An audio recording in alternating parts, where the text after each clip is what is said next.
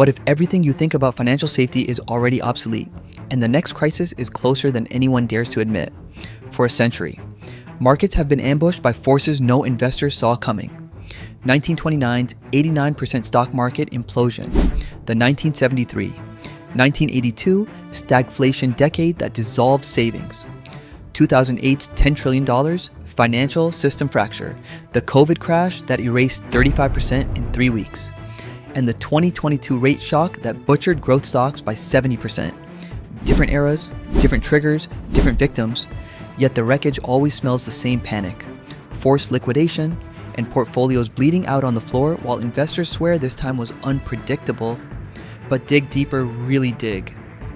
The way a forensic analyst works through a crime scene and the randomness disappears. Beneath every collapsed chart and every ruined retirement lies a cold, repeating pattern: 3 assets that survived every one of those catastrophes. Not 10, not a basket of exotic hedges, just 3 cash and treasury bills, gold, and the S&P 500. The bizarre part: almost no one holds all 3 because boredom is more terrifying to the modern investor than loss. They chase noise, they fall in love with bubbles, they gamble on stories, and when the firestorm hits, they don't just lose money, they lose their future. What follows isn't a motivational sermon. It's a reconstruction of financial disasters, an autopsy of a century of collapse, and a map of the only positions that stayed alive while everything else died. If you're ready, step inside. Before we go any further into the wreckage of past collapses, we have to flip the lens. The real danger isn't the crash itself, it's the illusion investors cling to before the crash ever arrives. They convince themselves that survival is about prediction, about calling the next trigger with surgical precision, about guessing whether the next blow will come from deflation, inflation, a pandemic, a banking failure, a geopolitical shock, or some policy misfire that no model accounted for. But when the dust settles after they've watched 30%, 40%, 50% of their net worth evaporate, they finally learn the truth. Crises are unpredictable, but survival never was. Every disaster across the last century, no matter how chaotic or unique it looked on the surface, ultimately fit into one of 3 fundamental states of the economic machine: deflationary collapse, inflationary debasement, or growth and recovery. The causes change, the headlines change, the villains change, but the underlying physics don't. Markets migrate between these states the same way seasons shift, without asking for permission, without sticking to a schedule, without caring what investors hope will happen next. And that's exactly why only 3 assets, cash and treasury bills, gold, and the S&P 500, consistently made it through every catastrophe of the past 100 years. They weren't lucky, they weren't trendy, they were engineered, by design or by nature, for these 3 economic states. Cash and T-bills thrive when deflation suffocates everything else. Gold protects when inflation punishes savers and debases currencies. The S&P 500 compounds over decades when growth finally returns and the cycle resets. The tragedy is that most investors never build for all 3 states. They build their portfolios for the sunniest possible season. They chase high growth stocks during bull markets. They dump everything during panic.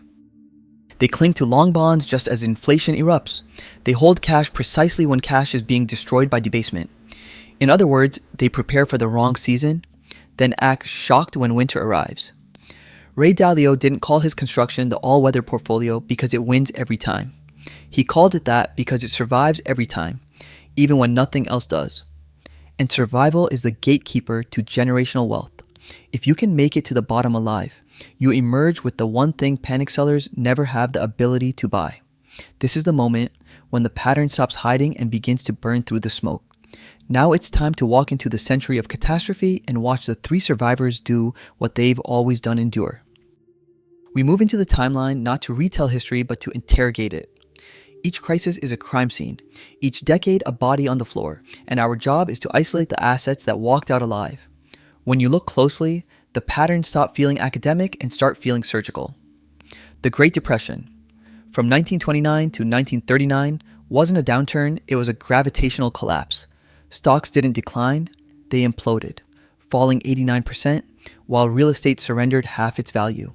In that vacuum, cash and treasury bills became the only real weapons. Deflation flipped the script. A single dollar in 1932 could buy more than it could in 1929, and T-bills paying 3-4% during a period when prices fell 25% delivered real returns bordering on 30%. Bernard Baruch, sitting on cash while others drowned, deployed it in 1932, 1933, buying assets below liquidation value. By 1936, he hadn't just recovered, he was richer than before the collapse. Meanwhile, gold fixed at $20. 67 until 1934 exploded the moment Roosevelt revalued it to $35, giving holders a 69% overnight gain without lifting a finger. And equities. They survived by resurrection. Not resistance, break even by 1945, doubled by 1955, times over by 1960. Then came 1973, 1982, a decade of inflationary fire where the rules inverted. Prices rose 7-13% annually, long-term bonds were slaughtered, and political and monetary turmoil shredded savings.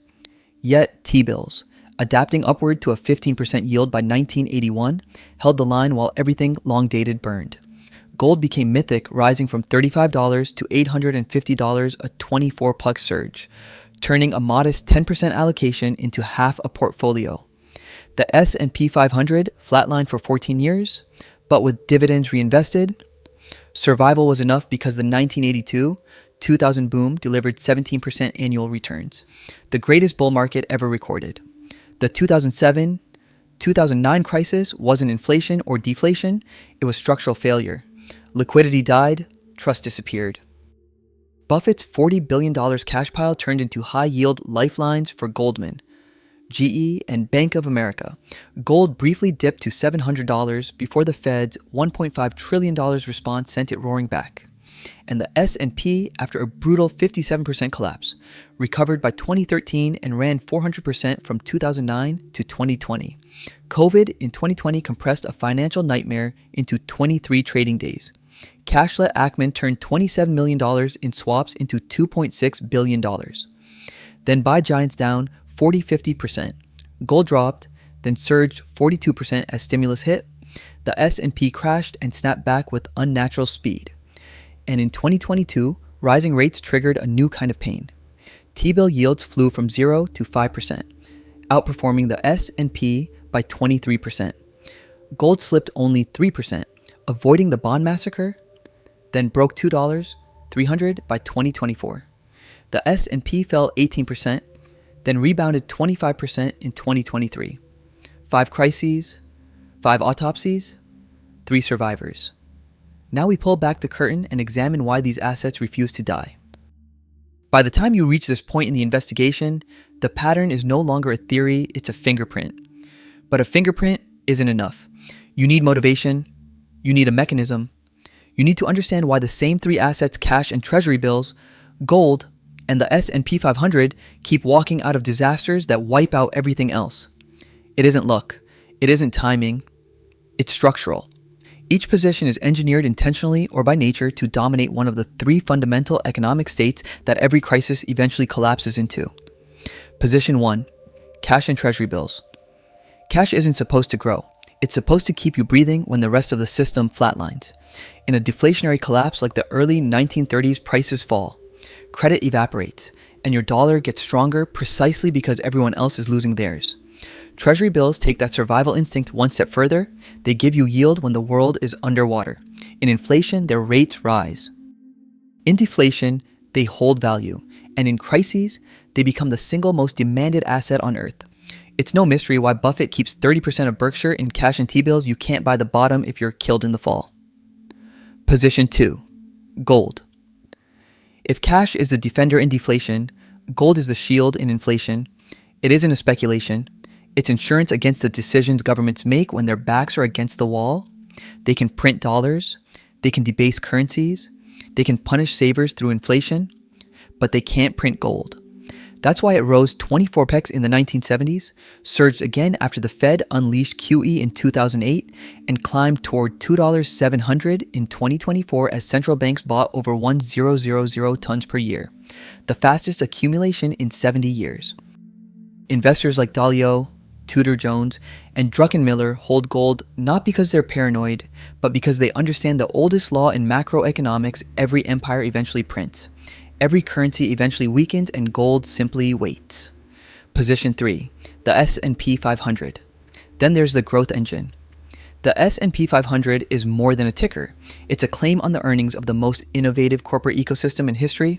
Through wars, recessions, deflation, inflation, pandemics, political upheaval, and technological revolutions, it has delivered 10% annual returns for a century, recovered from every 15-year window in market history, and created more millionaires than any other asset class.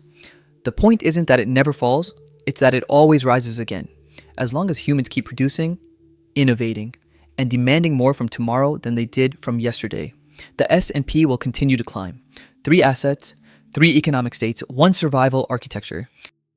There is a moment in every investigation where the evidence stops whispering and starts pointing, where the pattern isn't just visible, but damning.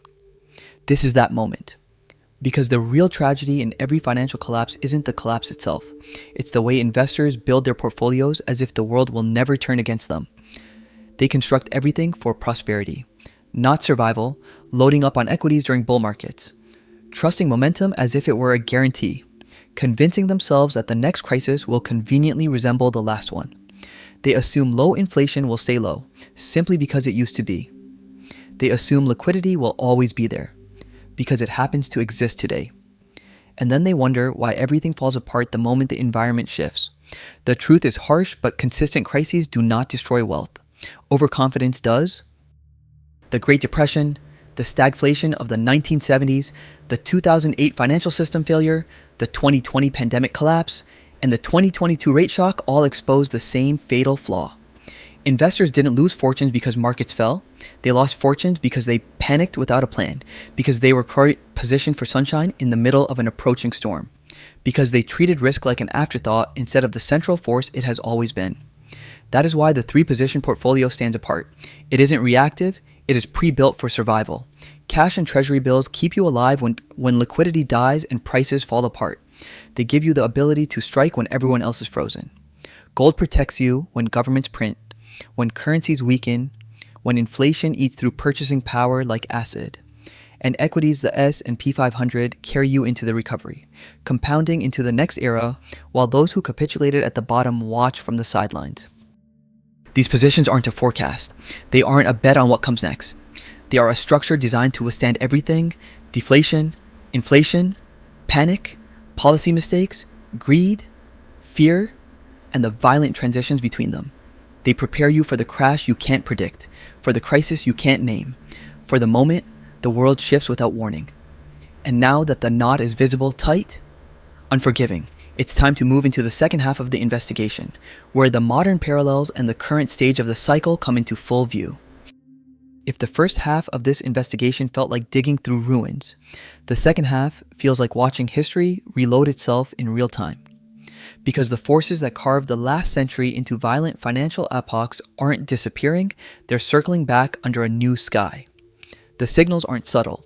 They're loud enough that the most powerful hands in global finance have already moved, quietly but decisively, into the exact same positions that survived 1929, the 1970s, 2008, 2020, and 2022.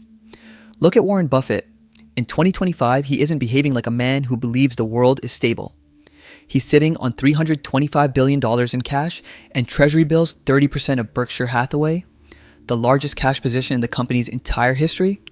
He did the same thing before the 2008 collapse, and he did it again going into 2020. It's the same blueprint: sell what's overpriced, refuse to chase momentum, conserve dry powder, and wait for the moment when panic forces everyone else to dump assets at a discount. He cut his Apple stake in half. He trimmed Bank of America, and he isn't buying anything right now, not because he lacks options, but because he knows exactly what it looks like when the cycle is preparing to snap. Then look at the central banks. Their behavior is even louder than Buffett's silence. They're buying gold at a pace the world hasn't seen in 70 years, more than 1,000 tons in 2022, more than 1,000 tons in 2023, more than 1,000 tons in 2024. China is accumulating. Russia is accumulating. India, Turkey, Poland, Singapore, they're all shifting reserves away from the dollar and toward the one asset the governments can't print: They aren't placing bets. They're building lifeboats for a world drowning in debt, where the only politically viable solution is the same one used after every major crisis: devalue the currency to survive the math.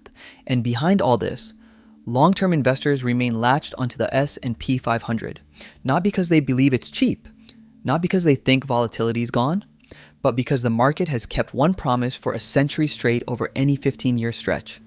It has always recovered.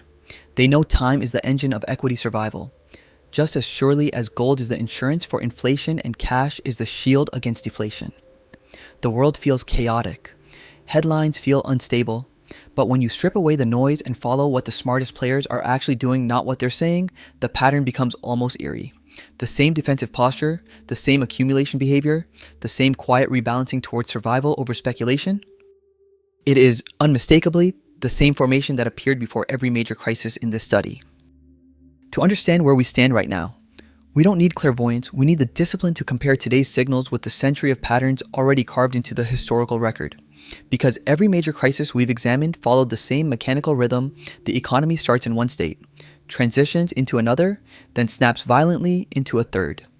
And if you know what to look for, the present moment isn't confusing at all. It's familiar. In 2022, the world began shifting out of the inflationary chaos created by pandemic stimulus and into something colder, tighter, more brittle. Liquidity dried up. Rates climbed at a speed the modern market had never experienced. Demand softened. Valuations that once looked unstoppable suddenly looked stretched beyond reason.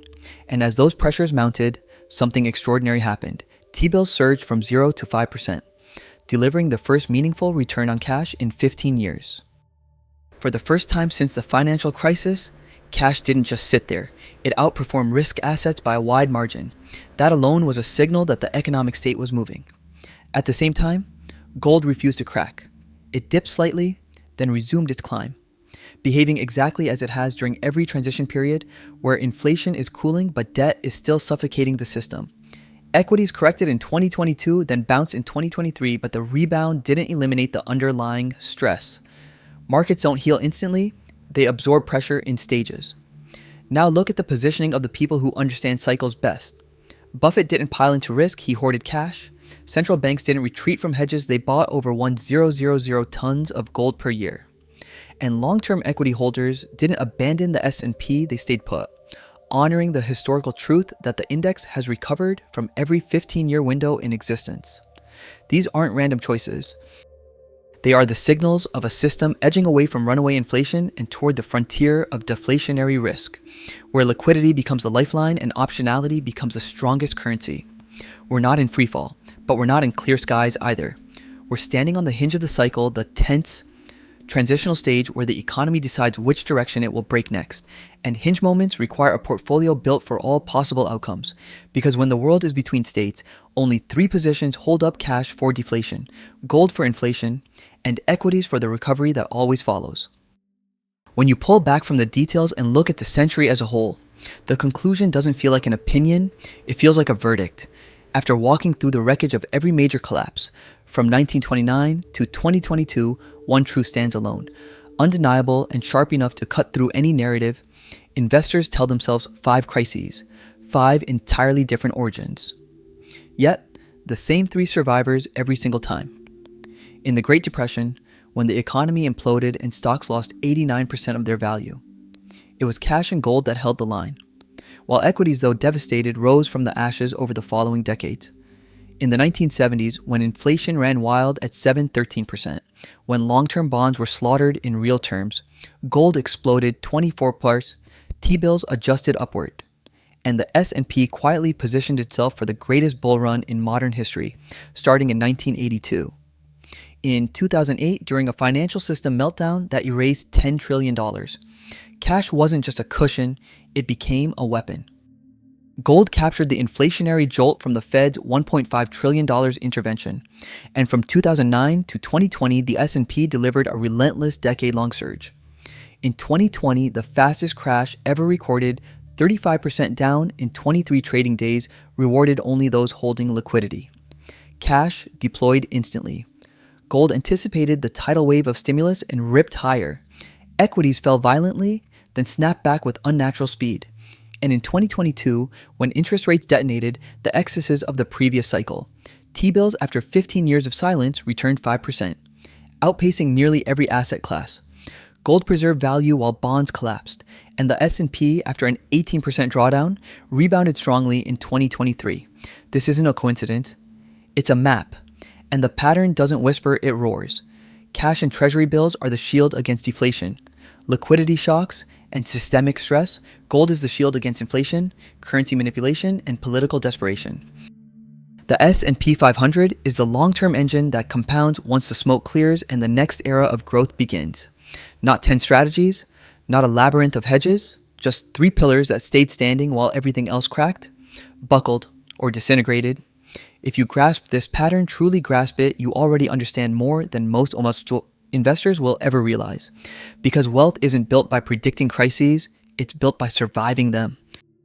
If this investigation has revealed a pattern you never fully saw before, don't let it fade. Crises will come quietly or violently, expected or out of nowhere, and no model or institution has ever been able to predict their timing. But prediction was never the point. Preparation is cash to survive and strike, gold to protect your purchasing power when currencies are sacrificed, the S&P 500 to ride the recovery that always follows, the same incarnate engine that carried investors through 1929, the 1970s, 2008, 2020, and 2022. These aren't theories or opinions. They're the only 3 positions that survived a century of destruction while everything else broke.